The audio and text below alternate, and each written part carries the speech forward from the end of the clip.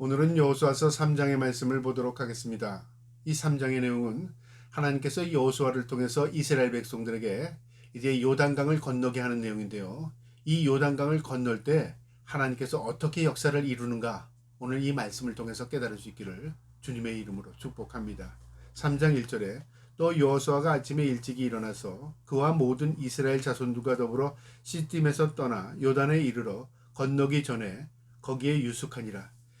여호수아가 이스라엘 백성들을 이끌고 이제 요단강을 건너기 전에 그곳에 진을 칩니다. 그리고 그곳에서 이제 지시하는 내용인데요. 2절에 사흘후의 관리들이 진중으로 두루 다니며 이제 지도자들에게 각각 진중을 다니며 그들에게 명령을 내립니다. 3절에 백성에게 명령하여 이르되 너희는 레위 사람 제사장들이 너희 하나님 여호와의 언약궤에 매는 것을 보거든 너희가 있는 곳을 떠나 그 뒤를 따르라.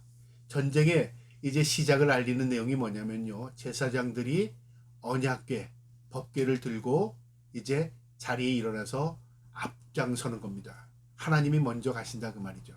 전쟁은 하나님께 속해 있습니다. 하나님이 움직이십니다. 하나님께서 이스라엘 백성들의 맨 앞에서 지금 전쟁에 임하시는 겁니다. 놀라운 모습이죠. 모든 군대들은 대개 앞에 기동부대가 붙습니다. 그러니까 길을 트는 거죠. 그래야 적들의 길을 터서 그 뒤에 본대가 들어가는데 이 고대 전쟁도 모두 그렇게 했습니다. 그런데 이 이스라엘의 전쟁에는요, 법궤가 먼저 들어갑니다. 하나님이 전쟁을 주관하시는 겁니다. 그런 의미가 있죠.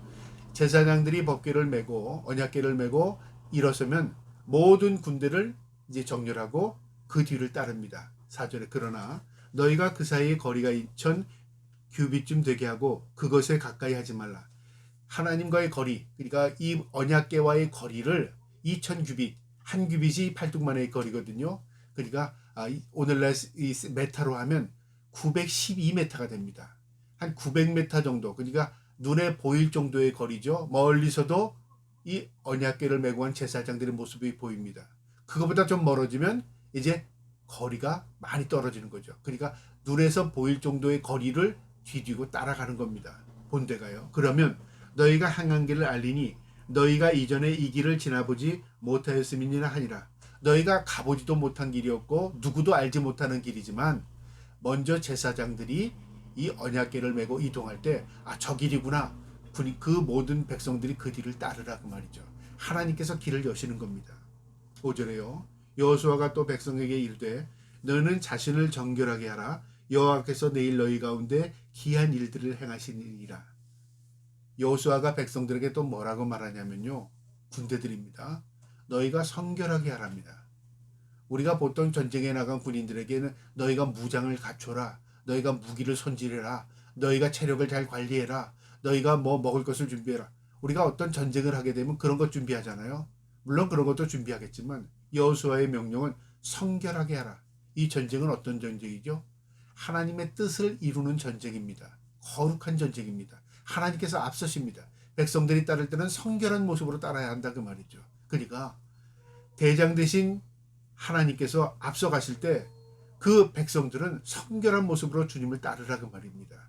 우리도 예수 그리스도께서 우리의 목자가 되셔서 우리의 삶을 이끌어 나갈 때 우리도 주님 앞에 거룩함으로 성결한 모습으로 주님을 따를 때 우리가 온전한 믿음으로 우리가 승리할 수 있는 것입니다. 마찬가지입니다. 이스라엘 백성들도 전쟁에 앞서기 전에 먼저 성결을 준비하게 하시고요. 너희 가운데 기한 일들은 행하신답니다. 누가요? 하나님이. 역사와 기적은 하나님이 이루신다. 너희는 정결함으로 백성들은 하나님을 따르라 그 말입니다. 이게 전쟁의 승리의 비결입니다. 6절에요. 여호수아가 또 제사장들에게 말하여 이르되 언약궤를 메고 백성의 앞에 건너라 하매 곧 언약궤를 메고 백성의 앞서 나가니라. 제사장들이 먼저 앞을 나가라고 말합니다. 제사장들이 언약궤를 메고 이제 대열 앞에 맨 앞에 서서 나가는 겁니다. 7절에요. 여호와께서 여호수아에게 이르되 내가 오늘부터 시작하여 너를 온 이스라엘의 목전에서 크게 하여 내가 모세와 함께 있었던 것 같이 너와 함께 있을 것을 그들이 알게 하리라. 하나님께서 여호수아에게 힘을 주십니다. 모세와 함께한 것처럼 너와 함께하겠다. 너에게 하나님이 함께 하시는 걸 내가 직접 보여주겠다 그 말이죠. 하나님께서 그에게 힘을 실어주는 겁니다. 우리가 말씀에 순종하고 따르면 하나님이 우리의 힘이 되어주시고 능력이 되어주십니다. 여러분 이 말씀 마음에 새기시기 바랍니다. 8절에 너는 언약궤를 맨 제사장들에게 명령하여 이르기를 너희가 요단강 물가에 이르거든 요단에 들어가라. 하나님께서 모세에게 뭐라고 말씀하시냐면 제사장들이 먼저 요단강가에 발을 담그라는 겁니다. 요단강은 지금 마르지 않았습니다. 요단강은 물이 거침없이 흐르고 있습니다. 그러니까 휩쓸릴 수도 있습니다. 그러나 이 발을 내딜 수 있는 것은요, 믿음 외에 다른 방법이 없습니다. 하나님께서 그렇게 하라고 하시니까 제사장들은 언약궤를 메고 요단에 발을 디딜 수밖에 없었습니다. 그러니까 발목까지 물이 젖었겠죠. 들어간 겁니다. 그렇게 하랍니다. 9절에요.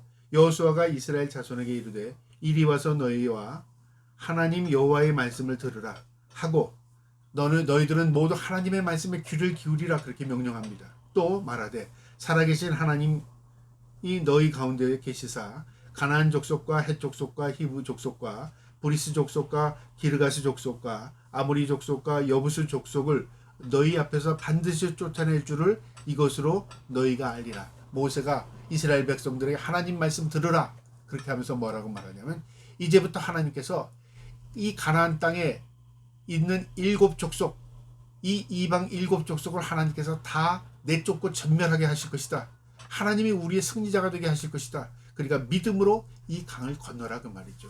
하나님이 보여주실 것이다. 그걸 보여주시는 겁니다. 11절에요. 보라 온 땅의 주의 언약궤가 너희 앞에 요단을 건너가니 너희 눈앞에 보이는 이 하나님의 임재의 장소인 임재의 상징인 언약궤가 이 요단강을 건넌다. 너희가 직접 보지? 그러니까 너희도 그 뒤를 따르라 그 말이죠. 12절에 이제 이스라엘 자손 중에서 각 지파에 한 사람씩 12명을 택하라. 각 지파의 지파장들을 한 사람씩 택하게 합니다.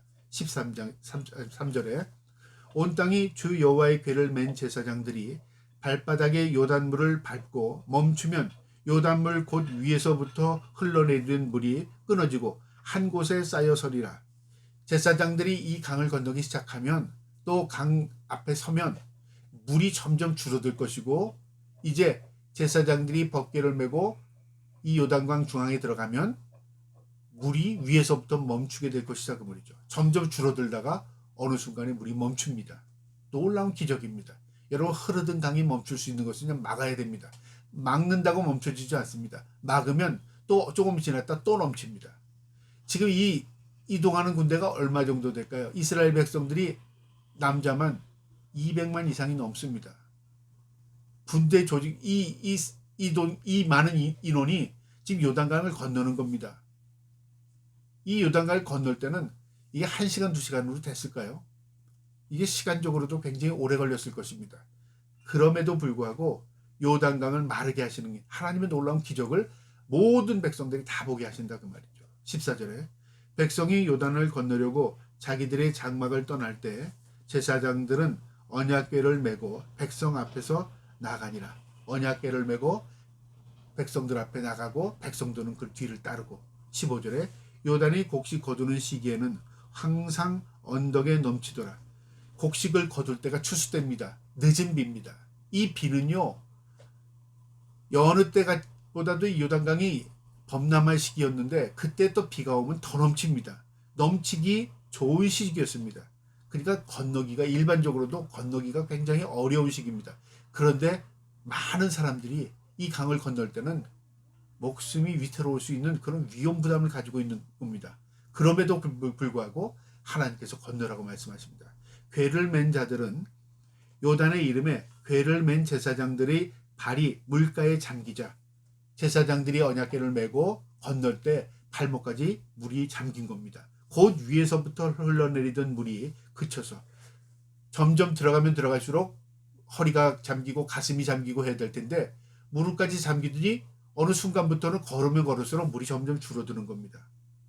물이 그쳐서 사단에 가까운 매우 멀리 있는 아담 성읍 변두리에 일어나 한 곳에 쌓이고 아라바의 바다 여매를 향하여 흘러가는 물은 온전히 끊어짐에 백성이 여리고 앞으로 바로 건널세.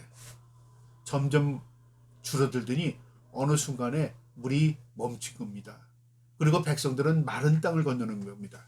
여러분 이스라엘 백성들이 언제 이런 경험을 했죠? 이스라엘 백성들은요, 그의 부모 시대였던 이 출애굽 시기에 하나님께서 홍해를 가르시고 하나님의 백성들을 그 바다를 건너게 하시는 놀라운 기적을 그의 부모들이 경험했습니다. 이 자손 세대에는 그걸 귀로 들었습니다. 경험을 못했습니다. 그런데요, 이제 2세대였던 이 가나안 세대가 요단을 건너는 그 순간에 하나님이 살아계심을 보게 한 겁니다. 모두가 본 겁니다. 놀라운 기적의 사건입니다. 이 사건은 바로 홍해 사건과 동일한 사건입니다. 홍해가 갈라진 것처럼 요단의 물이 멈춘 겁니다. 건널새 모든 사람이 메마른 땅을 건너는 겁니다.